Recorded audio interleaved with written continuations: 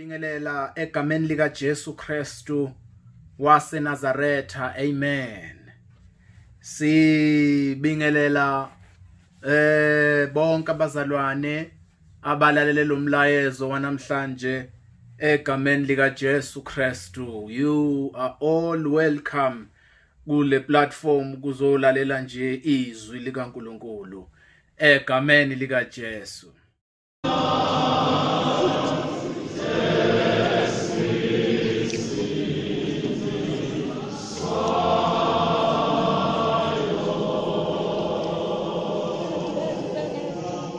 Sesiyayiphothula inyanga yabantu abasha June 2020 sesiyaphothula.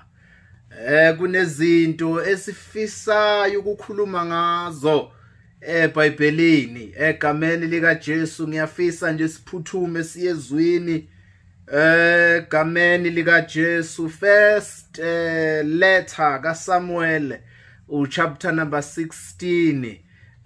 Bengifisa nje sifunde uverse 12 yena yedwa egameni lika Jesu. First letter kaSamuel chapter number 16 sifunda nje uverse 12 egameni lika Jesu. Njoba bese ngichazile inkonzo yabantu abasha yamangalisa kakhulu, iyona nto uNkulunkulu afisa ukuthi iqhubeke ezweni lonke ukuthi abantu abasha bachume.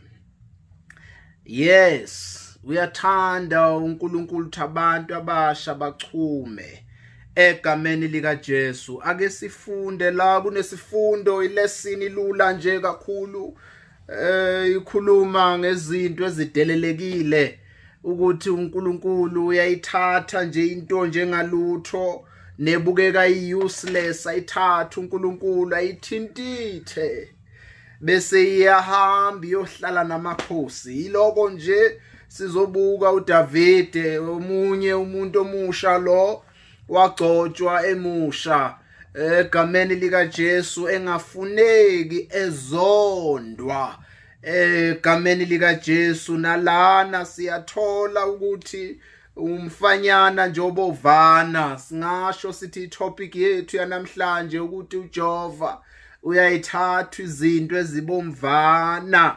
azozisebenzisa endlini yakhe, athathe nalezi esizibuka ngathi zidelelekile uNkulunkulu ayithintithele yena himself bese ziyasebenza endlini yakhe. Asifunde ke la egameni lika Jesu uverse 12. Wathumela wamngenisa, wayebomvana enamehlo amahle emuhle ngokubuko. Jehova wathi suka Saul umgcobe ngokuba uye ke lo. Ake silifunde futhi. Wathumela uNkulunkulu ke ukhulumayo la egameni lika Jesu. Wathumela wamngenisa uJese, uyathumela ukuthi akuyolandwa umfana osesigangeni. Wamngenisa wayebomvana enamehla amahle emuhle ngokubukwa. Jehova wathi suka umgcobe ngokuba lo nguye. Ake sibonge Baba, liphilile izwi lakho, sesikhona namhlanje sizokuphakamisa egameni lika Jesu Kristu. Sondle ngalo wenzele ububanzi nokujula egameni lika Jesu Kristu inkosi yethu. Amen. Siyasazi story ke sonke, story simangalisayo lesi, one of the scriptures esivuselelayo umphefumulo wami egameni lika Jesu. Na ubheka sithola indaba la edidayo, iyadida nayinjena intshwaqa ishubile, ngeke ukwazi ukuyizwa nayinje. Kodwa ke sibuyele emva kancane, isemoni yami lula nje. uNkulunkulu uyayiphakamisa izinto ezidelelekile endlini yakhe, aziphakamise nazo zibe utho endlini kaNkulunkulu. Nasingacheka nje why uDavide ezogcotshwa emncane kangaka. 2 engafuneki uDavide. Kube isikhathi besikhona besizochecka ibackground kaDavide ukuthi ubani uDavide, futhi kungagcini lapho sikhulume indlela avela ngayo bese sikhuluma ngejeni yakhe. Kodwa nasingathatha nje amanqampunqampu la sifunda khona ila kuzogcotshwa khona uDavide ukuthi abe inkosi, njengoba bese siyikha ku12 kuzogcotshwa. Nangu Sawuli uyakhala phambi kwenkosi kunesililo nawe izifundela nje emuva. Kuyakhala uSawuli uyabona ukuthi hey Nkosi bungemani usivusele yini omunye uNkulunkulu ke, ngoba umuntu mayethanda amakhosi uNkulunkulu uza kuvusela amakhosi, umuntu ozokuphatha. Amen. Lithi ke iBhayibheli la lifike lingigeze khona umoya. Lithi iBhayibheli uNkulunkulu kwaba uye himself othi hamba Sawuli uye endlini kaJese. Ubani uJese? Uyise kaDavide phela, biological. NgokweBhayibheli nawufunda nje unganaki uzobona ngathi akusiye uyise, kodwa ngelinye ilanga sizoyixoxa le ndaba ukuthi uyise yini indaba. Sithi uyise kuyavela futhi eBhayibhelini. Now ke uDavide uyakhula, ukhulwa kwaziwa ukuthi ingane yeveza ndlebe.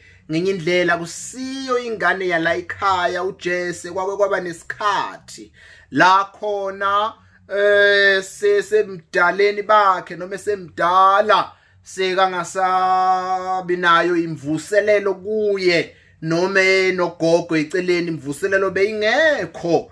Manje ke kunosesi nje wayesebenza lapha kwaJese egameni lika Jesu, ngoba phela uJese bekuyindoda ezimele right enganankinga nje. Manje mayengena lo mama uJese kube nemvuselelo abanayo yena himself, njalo nayibuka lo mama ukorobhayo kwakuba nemvuselelo. Kwafika isikhathi la khona mbiza khona uJese usebiza lo mama usethi ntambama wena nami siya lapha siyohlangana khona egameni lika Jesu. Manje lo mama wakhathazeka emoyeni wakhe. Ngifuna ukukutshengisa nje ugadi indaba yami futhi seyiphelile. Lo mama wakhathazeka, lithi iBhayibheli waba buhlungu emoyeni, wayobiza umkaJese ugogo lo. Mayembiza uthi lalela ke ntombi, nangu phela lo wakakho uthi siyohlangana lapha namhla ntambama, angazi kuyokwenziwani. Ngokwesiko phela kwakufuneke kumbozwe na uzoyongena ngale kamereni lihle leliya niyalazi ke nani egameni lika Jesu. Lithi iBhayibheli bakha isu umkaJese nalo mama phecelezi bathi uanti, bakha isu ukuthi ke hayi ke ngoba ke ntombi vele anizukukhuluma nawe uphendulanga kubaba, hayi mina nkosikazi ngiyongena lapha egumbini olayelwe lona konke nesikhathi. Ngiyacabanga kwakuvela lapha hlazane bexoxa nangempela ke benze njalo. Unkosikazi kaJese kube uyo yongena lapha, naye ngena kanti uJese vele sekalindile wathi angena nje imvuselelo yabakhona kuJese. Hawu kanti ugogo phela okunkosikazi wakhe azange ke basho lutho ke mabengena ke kwenzeka ke mase bephuma ke nangu unkosikazi useyakhulelwa kaJese ugogo lo. Jese unake ukuthi kuzovela lapha kulo sesi, akusaveli kusesi, kuvela kulogogo. Hawu Jesu nakusuka lapha kugcinanga lapho. Jese ukhula unale enga ngaphakathi kwakhe ukuthi akusiyo ingane yakhe le, naye isivela ingane. uJese ngiyacabanga nje ukuthi washo naye wathi ngaze ngempela wenkosikazi lento yenzile uyenziswe yini. Nalo mama naye ngiyabona waphendula wathi mina ngifuna abantu benze izinto bese bayakhohlwa, mina ngifuna nje. Amen. wazala uDavide kumuntu ozondwayo ongafuneki izimo esihlangabezana nazo siyazondwa singathandwa egameni lika Jesu lithi iBhayibheli njalo mayevuka ekseni uDavide uJese bekamkhomba nala kungakaze kuye khona belusi amkhomba ukuthi ayolusa khona la azikahle ukuthi uzofa khona emncane njalo kanti umuntu wesiganga uNkulunkulu uyamqeqesha uyamtraina for one good days ukuthi uNkulunkulu uzoba newarrior akwazi uNkulunkulu asho ukuthi namhla ngitholo wenhliziyo yami haleluya sifunda khona lithi iBhayibheli wayesesigangeni enza lo msebenzi wokulusa mhlazana uNkulunkulu ekhuluma phezulu kwaSaul ethi hamba uyendlini kaJese kwangathi khona umuntu ozondwayo ngoba uNkulunkulu uyayithanda izinto ezizondwayo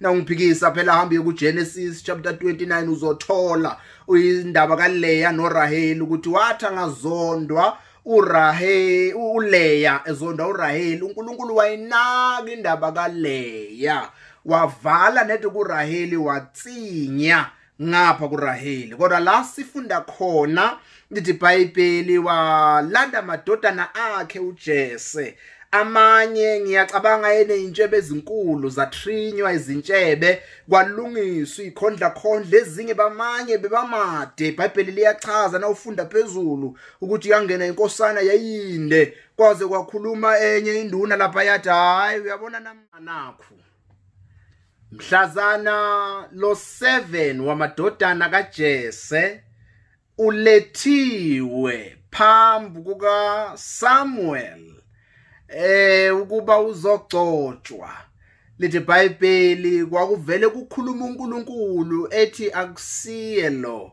akadlule kwaze kwafika endodaneni kaJese ye7 sewuyabuza ke Saul ngabe aphelela amadodana akho na ngithanda indlela aphendula ngayo uJese uthi kukhona esele isesigangeni iyalusa izimvu wathi uSaul asihamba ingakafiki asikukho la siya khona ayilandwe ibuye wonke amadodana akhe alungiselwa kube kwakhona ama perfume nje ngiyacabanga ayezofaka ngisho ama perfume kodwa le yangena inukubulongo yangena inganuki kahle yangena idatshukelwe yangena inuka ngishama khwapha inuka kodwa yazongena waphakama uphondo kwasho uNkulunkulu ezulwini wathi lo uye hey sukuma uyomgcoba kwasho uNkulunkulu ezulwini uNkulunkulu uyayinaka indaba yomuntu omusho ozondwayo angisho ukuthi siyokhanda izitha kodwa ngithi uNkulunkulu uyayinaka indaba yomuntu kaNkulunkulu ozondwayo bandla lenkosi sesivala nje ungakhohlwa umuntu omusha lapha ekhaya uku-embrace uNkulunkulu muveze uJesu ikhuluma indaba kaJesu embrace the love uNkulunkulu akuthanda ngalo nawe senzela umusa uNkulunkulu sibeke la sikhona it's because of love uthando abenalo ngathi elithi iBhayibheli uNkulunkulu walithanda izwe kangaka waze wanikela ngendodana yakhe so singabantu abasha singakhohlwa ukuthi uDavide wagcotshwa naye emuli ebomvana uyayithatha izinto ezibomvana uNkulunkulu ayithuntuthe ukuze kusinde thina ake sibonge izwi sibongile uNkulunkulu wethu ophakemeyo egameni bonke okudliwe isikhonyana kuzobuya kuphindiwe ethi a good measure pressed down shaken together it's going to be running over